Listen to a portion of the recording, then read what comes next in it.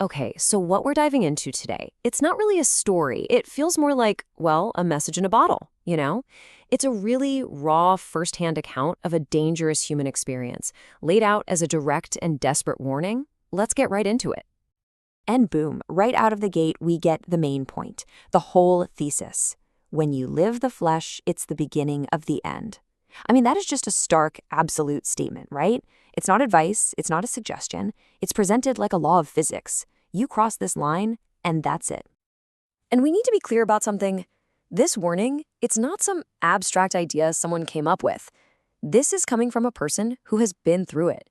You can almost feel the scars behind the words. They've lived this, and this isn't even the first time they've had to say it. Yeah, that line. I will say it again.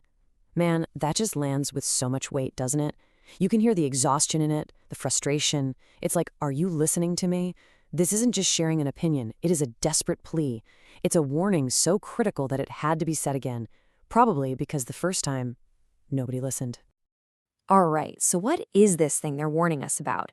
They call it the flesh. And based on this account, we're not talking about some simple temptation or personal weakness. No, it's described as something active, something almost predatory with a mind of its own.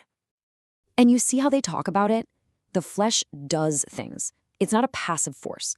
It's this destructive, cyclical power.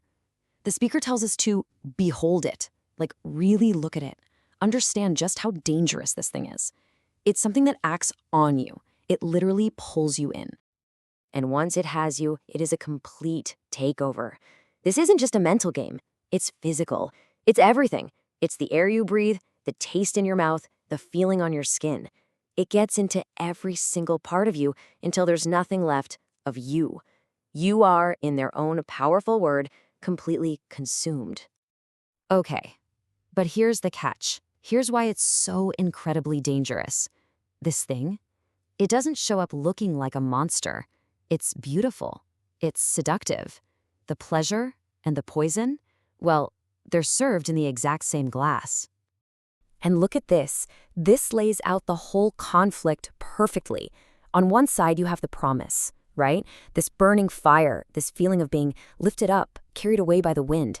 I mean, it sounds amazing, but it's all a setup. For every single high, there's an equal and devastating low just waiting right under the surface to tear you right back down. So that's the whole trap, isn't it?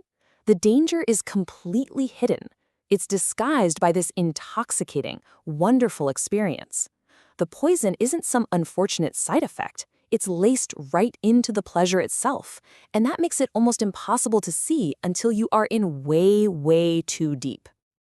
And then, of course, comes the moment of truth, that awful, gut-wrenching turning point, the moment the beautiful mask just cracks and shatters, and you finally see the ugly, destructive thing that was there all along.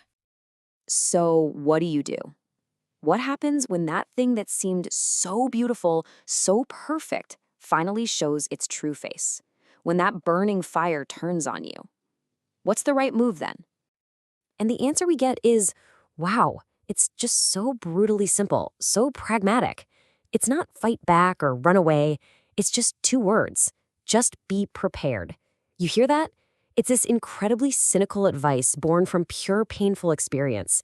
It's basically saying the damage is coming no matter what. So the only thing left for you to control is how ready you are for the impact. And as they look back on all of this, they realize this wasn't random. It wasn't just a one-time mistake. No, there's a pattern here, a relentless, predictable cycle of ruin that this flesh just repeats over and over and over again. And here's the playbook, step by step. First, the seduction, it takes you in. Then, that amazing, dizzying high, it builds you up. But right after that comes the betrayal, where it tears you right back down. And the final kick? Expulsion. It spits you out. It's like this perfect, cruel machine designed to build you up just for the sick pleasure of knocking you down. You know, maybe the most haunting part of this whole account is that feeling of déjà vu they talk about. The confession that on some gut level, they knew. They knew from the very first moment where this was all going to end. There was that little voice, that intuition, saying this road only leads to disaster, but they went down it anyway. So after everything, the warnings, the pain, this repeating cycle, What's the final lesson? What do you take away from all this?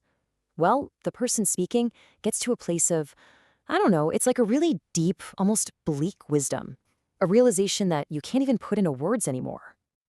Now I know to let go of words to speak no more. Wow. I mean, just think about that. After desperately trying to warn people, after saying it again and again, they finally realize, you can't. You can't explain this. The experience is so raw, so fundamental, that words just fail. The lesson is so deep, the only thing left is silence. To just stop talking and let the experience be its own terrifying warning. And so we're left with this final image. It's like a wind on your face. You can't see it, you can't grab it, but you know it's there. You can absolutely feel its power. And it leaves you wondering, doesn't it? What are the unseen forces in our own lives? The ones that feel amazing, that promise to build us up. And are we prepared for the moment they finally show us their true face?